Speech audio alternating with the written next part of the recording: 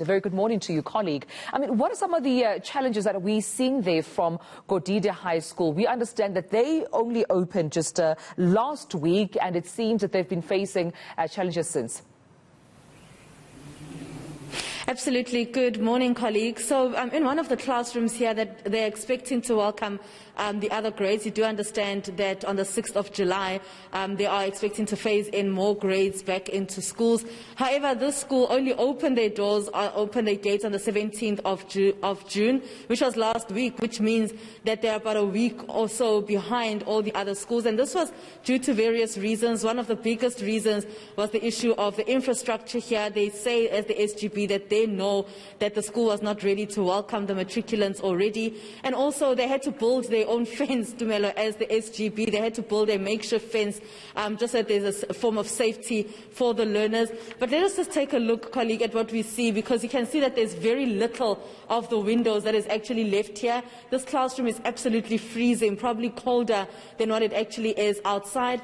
And then we've got the issue of the roof and the ceiling here, which seems like it is about to cave in on these learners. And we do understand that the principal and, of course, the SGB also saying that they're just trying their best at this stage to ensure that there is some form of schooling and learning that actually takes place. But, Dumelo, I'm just going to walk outside just so we can have a conversation with the SGB chairperson. He's been with us all morning just to give us details about their struggles and what they've been unhappy about for the longest time. So, Ezekiel, thank you so much for your time. Just give us details about the struggles of the SGB and what you guys are unhappy about. Thank you for giving me the opportunity. As you can see here, the school is in a state where the infrastructure is dilapidated.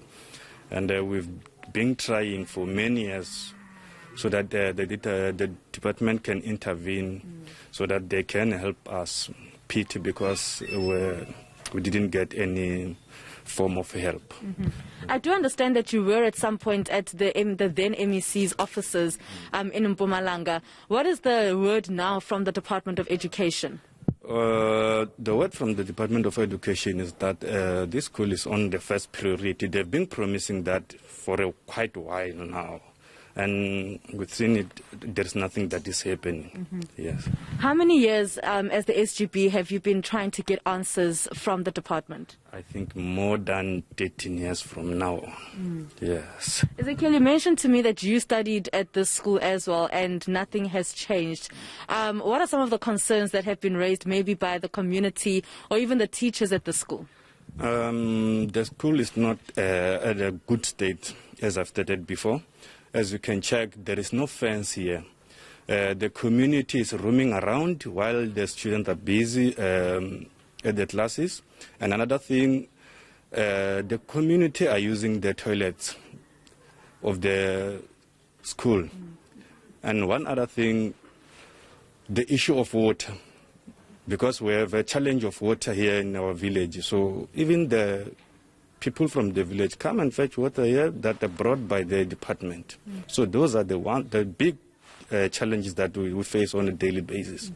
I know that there's also mobile classrooms. I will, of course, show our viewers what those classrooms look like. But when did you get them, and have you ever used them, and why not? We got them, I think, 2 years back, but they were never used because they are not in a good state to be used. In short, they were they are dilapidated. They are not in a good state to be used at all. And just finally, the issue of water. I'm glad that you mentioned it. I know that you guys got water from the Department of Water and Sanitation. When did you receive that water, and how long do you think it could last the school? We received the water before the school opened, but it will last maybe a week or two.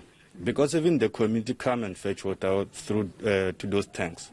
So that's one of the challenges, because we don't have a fence. So we don't have control over it at all. Yes. All right, thank you so much. Just finally, before I let you go, Ezekiel, what is your call then to the Department of Education? My call is that maybe if it's possible, they could intervene and help us. And then we know that they can't build the school overnight. But at least they must try and intervene, at least to come up with a plan to help our kids, because now the other grades are going to be phased in, and it's going to be a huge challenge.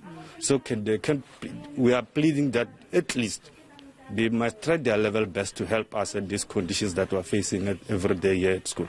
All right.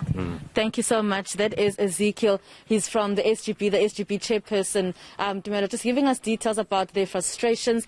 And one of the things that we noticed here together with my colleague Gift is the issue that there aren't any doors in any of these classrooms. So the infrastructure problem is really a huge one here. But I will also be speaking to the Department of Education in the province just to understand what the plan is for the school. Dumelo. Well, thank you so much, Sehuacho, and we'll be, of course, following you while you are on that story. That is ENCA reporter Sehuacho Moari.